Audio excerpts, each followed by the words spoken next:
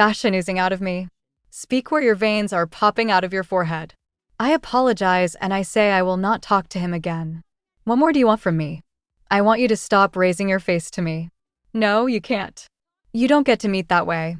Standing up, going to the center stage, delivering the line, and then flipping her hair, coming back and feeling very good about herself. That's not a showman. And that is how you get a Birkin.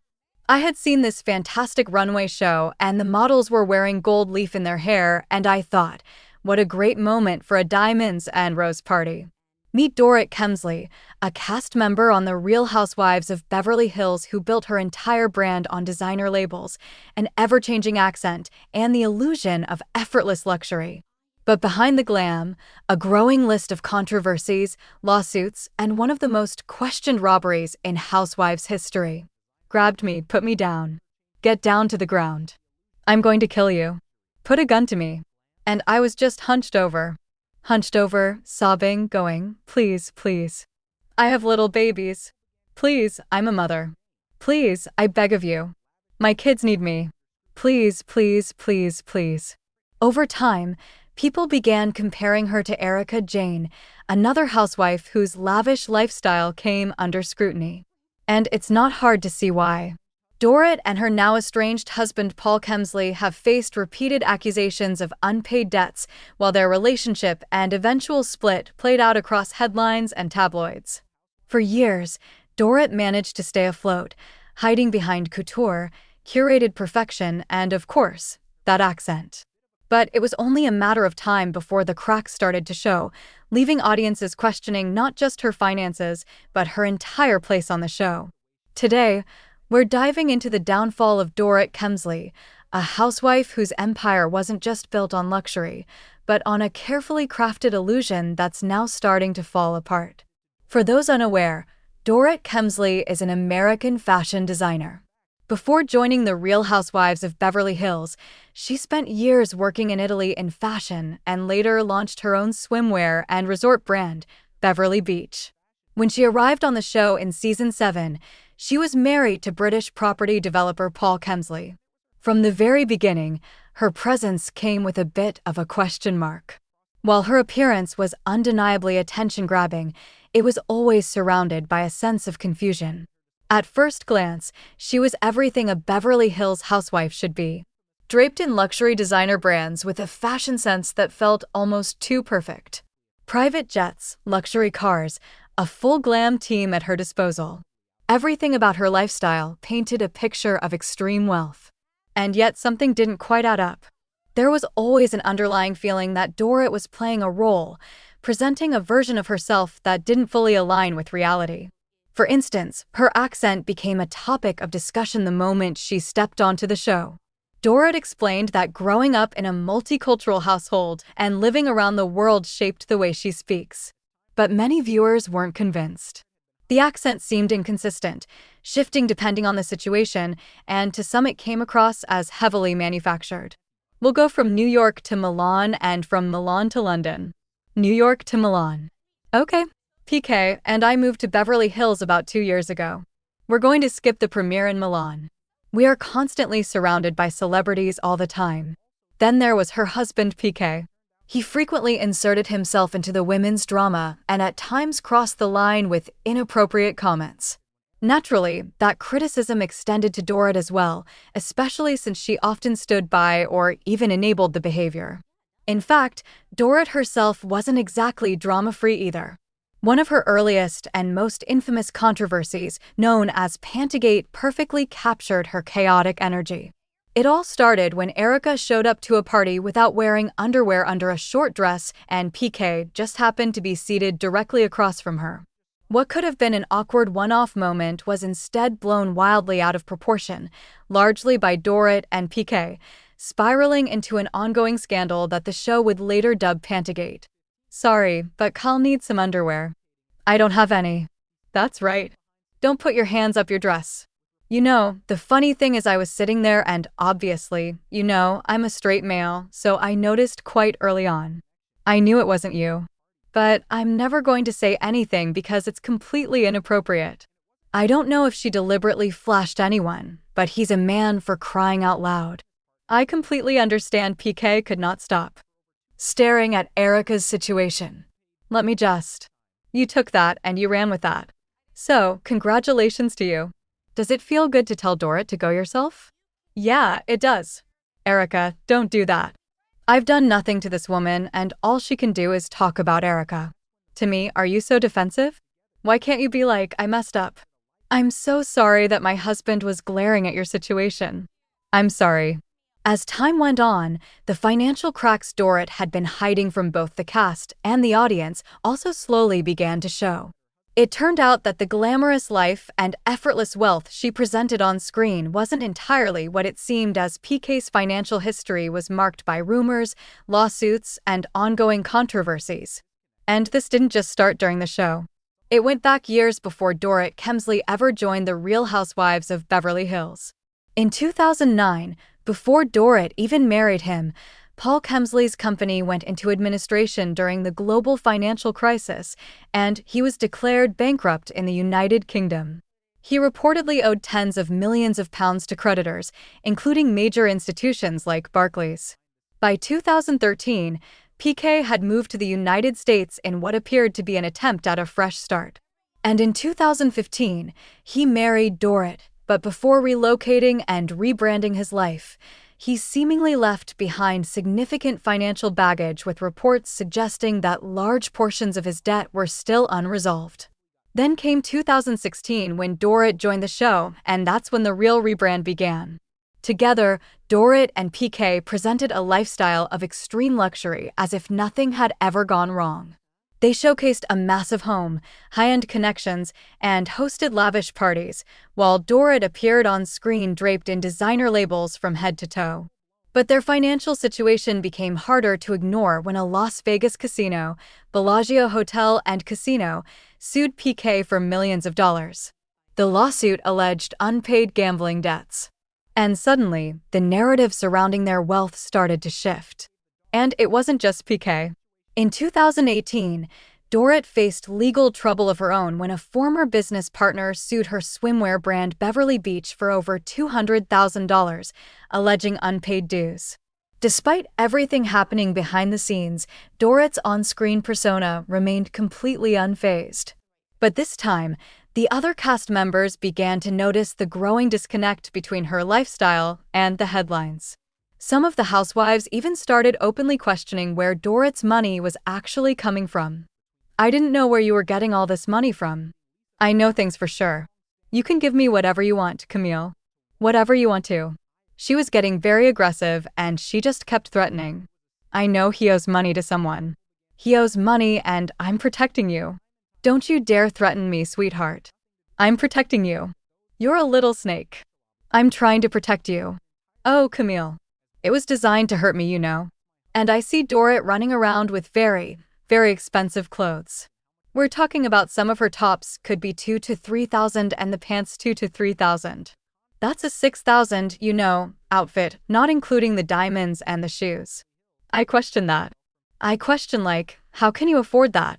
And she's acting like, oh, you're so horrible. I mean, give me a break here. Camille here was asking some hard questions to Dorit, questions that were already brewing in the audience's mind. But Dorit visibly got frustrated and avoided any kind of accountability by saying that her husband's financial affairs were not her problem. While all of this was brewing and PK and Dorit were being financially exposed in the media, another major controversy would consume her in Season 9 of The Real Housewives of Beverly Hills. This scandal involved Lisa Vanderpump and her dog, and it would later be known as Puppygate. It began when Dorit adopted a puppy from Vanderpump Dogs, Lisa's rescue organization. According to the adoption agreement, if the dog didn't work out, it was supposed to be returned to the rescue. Instead, Dorit gave the dog to another family.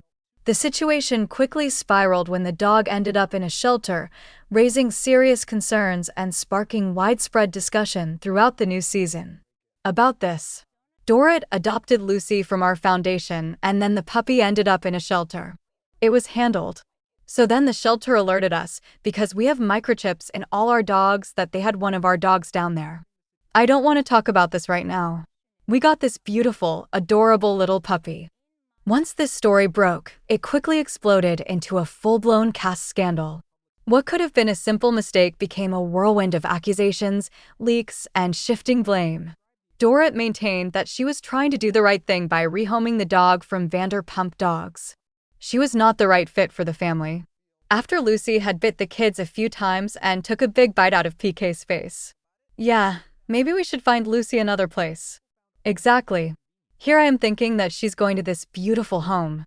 I get a phone call from Lisa that Lucy ended up in a shelter. Was Lisa mad at you? Lisa, the other cast members and viewers weren't much convinced by this explanation. Questions arose. Why didn't Dorit simply return the dog to Lisa, especially if it had bitten her daughter? That would have been the simplest solution.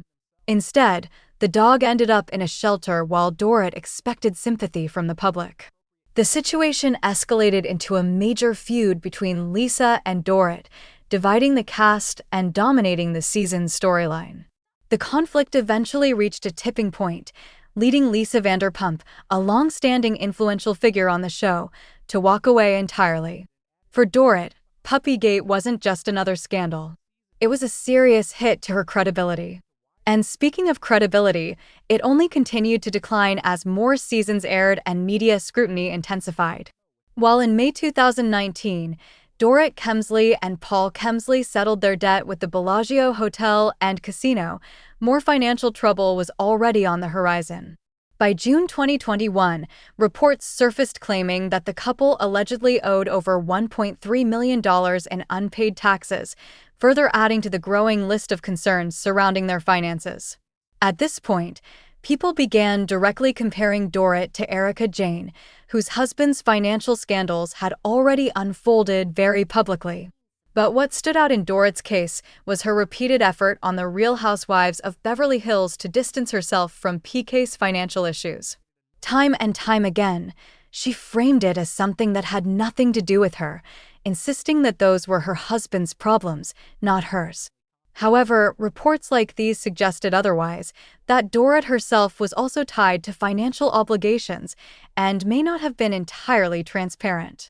As more information came out, the "that's my husband, not me" narrative started to wear thin, and audiences began to question how much of the truth was actually being told.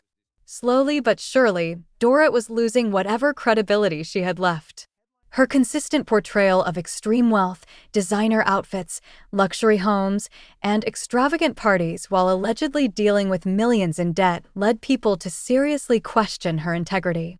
Then, right in the middle of all this, an event occurred that brought even more attention to her life. On October 27, 2021, Dorit's Encino home was invaded by 3 armed robbers. The incident was widely reported by news outlets, and surveillance footage even showed masked men entering the home through a shattered glass window, making the situation appear undeniably serious and alarming. We have breaking news at 11. Real Housewives robbers caught on camera. It was a terrifying night for a star of the hit show as armed bandits stole thousands of dollars and valuables. Tonight, the LAPD releasing crystal clear new surveillance video that could help bring them to justice. Later on the show, Dorit revisited the ordeal in detail, claiming that the robbers held her at gunpoint while her children were asleep in the house and stole several luxury items. She described the experience as one of the most traumatic moments of her life. Stabbed me, grabbed me, put me down, get down to the ground. I'm gonna kill you. Put a gun to me. And I was just hunched over, sobbing, going, please, please. I have little babies. Please, I'm a mother. Please, I beg of you. My kids need me. Please, please, please, please, please. My kids need me. I need you. Please. And I was begging and begging. And the other guy was going, just kill her. Just kill her. There was 2 men. There was one of them that was collecting all the stuff. Where are the watches? Where's the cash? And then the other guy, he stood up and he said, get up, show us where everything is. I said, okay. I stayed very, very calm. Understandably, the initial reaction from viewers was one of sympathy. Even those who had been critical of her found it difficult not to empathize with the situation. However, as time passed, the timing of the robbery began to raise questions among viewers.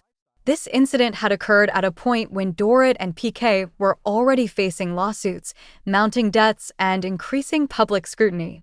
4. Some, the coincidence felt too convenient, especially as more details began circulating online. Even within the cast, there appeared to be subtle skepticism regarding the situation. While no one directly accused Dorit of anything on the show, the underlying tension and doubt were noticeable. Dorit, how did it feel seeing what Garcelle said about someone orchestrating the break-in? It came out. I really don't understand what the obsession is about one of the most traumatic things in my life, something that I suffered terribly for 2.5 years. This was my feeling. This is the last time I'm going to talk about it. I felt like it was. Hallelujah. Because you've not stopped talking about it since it happened. Garcelle, not stopped talking about it. I talked about it because you feel it was a setup. It's important to note that much of the speculation centered around PK. At the time of the robbery, he was in London, which some people found unusual or convenient. Combined with their ongoing financial troubles, this led to widespread online theories suggesting a possible insurance angle behind the incident.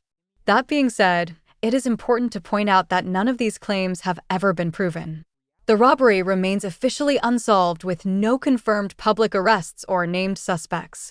Despite the lack of concrete evidence, the incident added yet another layer of controversy to Dorit's already fragile public image, leaving behind more questions than answers. In the next season of The Real Housewives of Beverly Hills, it wasn't just Dorit Kemsley's image that was suffering. Her marriage was starting to unravel, too. Fans had long suspected Paul Kemsley to be a questionable figure. Even when Dorit and PK first appeared on the show with their flirty energy and very deliberate portrayal of a strong, united couple, viewers couldn't shake the feeling that something wasn't quite right.